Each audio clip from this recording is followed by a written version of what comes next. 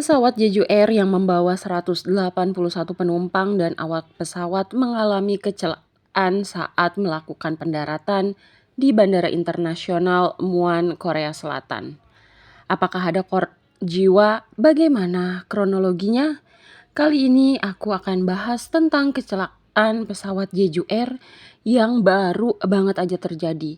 Tapi sebelum itu, hai, namaku Cindy, selamat datang di ruang ceritaku, di mana aku biasa berbagi cerita-cerita yang menurut aku menarik, mungkin juga menarik buat kamu. So, jangan lupa buat share video ini kepada teman-teman kamu yang suka juga sama pembahasan yang sama.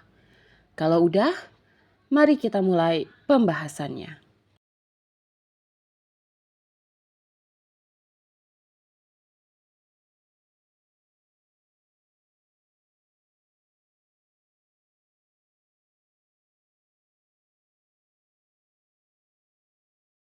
Tepat di hari Minggu tanggal 29 Desember tahun 2024 kemarin, sekitar pukul 9 pagi waktu Korea Selatan, pesawat Jeju Air dengan nomor penerbangan 7C2216 mengalami kecelakaan dan seluruh penumpang yang berjumlah 175 orang dan 4 awak pesawat dilaporkan meninggal dunia.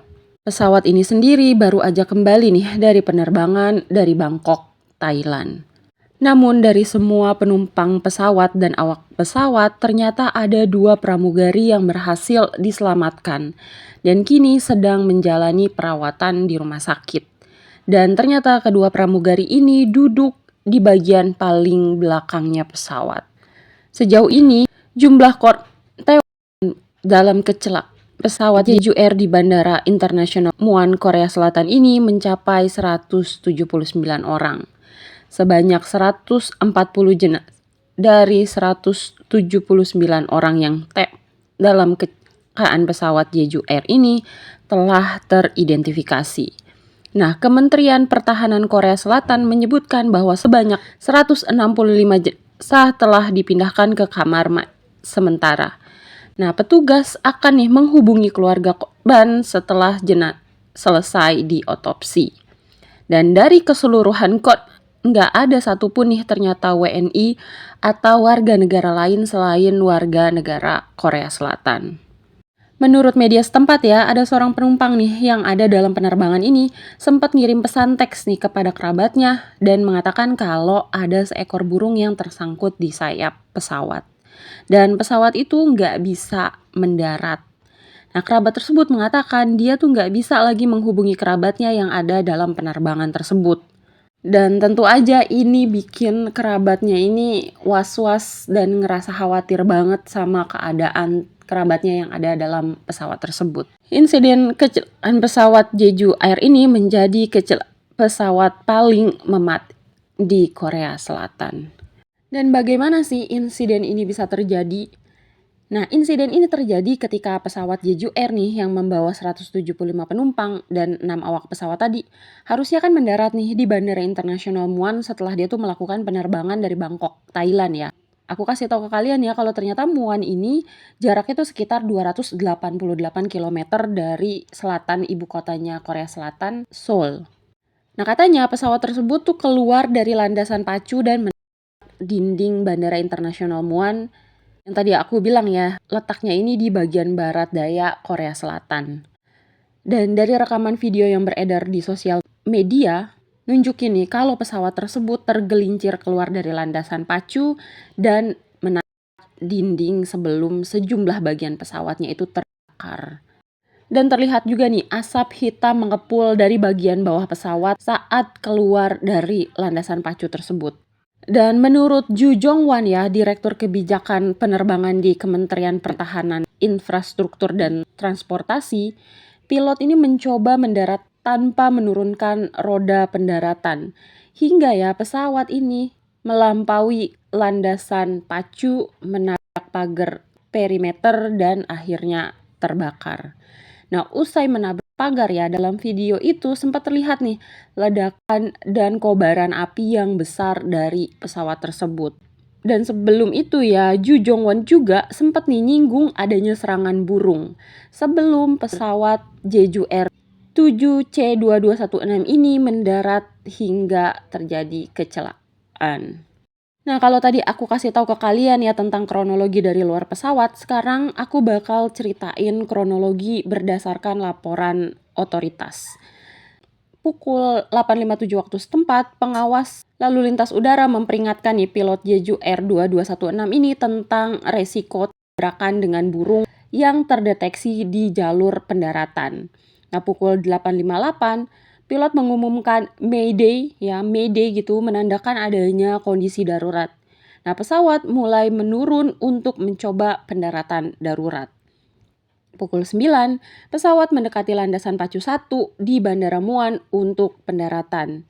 Pukul 9.03, pesawat mendarat namun tergelincir dari landasan, menabrak pagar pembatas bandara dan terbakar hebat. Dampak kerasnya benturan membuat sejumlah penumpang terlempar keluar dari badan pesawat. Pesawat yang seharusnya dijadwalkan mendarat pukul 9.07, tapi ternyata insiden ini terjadi jauh lebih cepat. Seorang laki-laki berusia 41 tahun bernama Yo Jae-yang yang pada saat itu kebetulan lagi nginep di dekat bandara, bilang kepada kantor berita Yonhap kalau dia tuh melihat percikan api di sayap kanan pesawat sesaat sebelum kecelakaan. Ada lagi saksi mata lain yaitu Bapak Kim Yong Chol yang berusia 70 tahun ngasih tahu kantor berita tersebut kalau pesawat itu awalnya gagal mendarat dan berputar balik buat mencoba lagi melakukan pendaratan. Pak Kim ini juga bilang kalau dia tuh melihat asap hitam mengepul ke langit setelah mendengar ledakan yang keras. Dan setelah aku baca-baca lagi nih lebih banyak tentang insiden ini, ternyata pesawat yang dipakai sama Jeju Air ini adalah Boeing 737-800. Dan ini ngingetin aku nih sama artikel yang pernah aku baca kalau ada teori konspirasi yang berputar di sekitaran pesawat Boeing. Kalian udah ada yang pernah dengar belum teori konspirasi tentang pesawat Boeing ini? Penyelidikan tentang insiden ini tuh masih terus dilakukan, tapi para pejabat menduga kalau kecelakaan ini mungkin disebabkan oleh serangan burung dan kondisi cuaca yang lagi buruk. Mengutip dari Yonhap, salah satu kantor berita di Korea Selatan, seorang saksi mata yang sedang memancing di dekat bandara saat kejadian ngaku ngeliat kawanan burung yang bertabrakan dengan pesawat. Nah, burung tersebut diduga tersedot ke dalam mesin pesawat sehingga menimbulkan api. Sebenarnya dugaan perawatan pesawat juga muncul nih. Dianggap Jeju Air ini tuh nggak merawat pesawatnya dengan baik. Tapi kepala manajemen Jeju Air mengatakan kalau kecelakaan yang satu ini bukan karena masalah itu. Nah, tudingan ke pilot juga ditampik nih sama Departemen Transportasinya Korea Selatan. Badan ini bilang kalau pilot yang ada dalam penerbangan tersebut telah menjadi pilot sejak 2019 dan memiliki lebih dari 6.800 jam terbang. Mengutip dari BBC, seorang pakar penerbangan bernama Geoffrey Thomas bilang nih kalau Korea Selatan dan maskapai penerbangannya dianggap sebagai praktik terbaik industri penerbangan. Nah, selama ini baik pesawat maupun maskapai penerbangan di Korea Selatan memiliki catatan keselamatan yang baik banget. Nggak kayak di Konoha ya.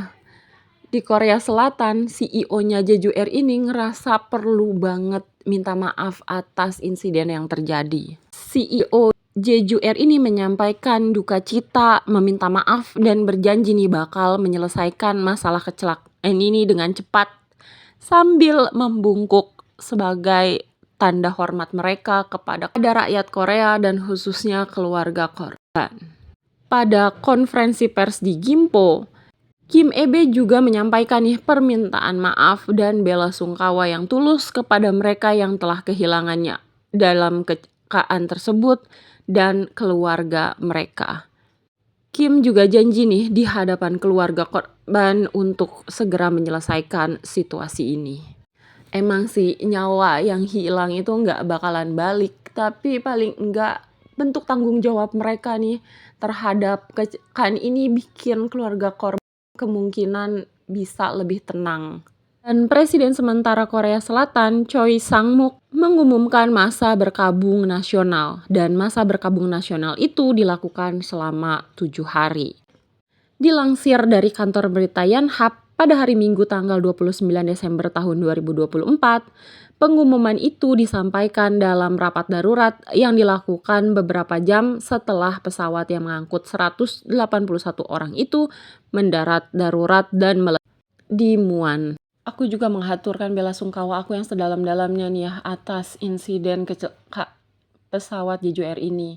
Dan mari kita sama-sama mengirimkan doa buat para dan semoga ya para keluarga ini bisa dengan ikhlas menerima kepergian anggota keluarga mereka.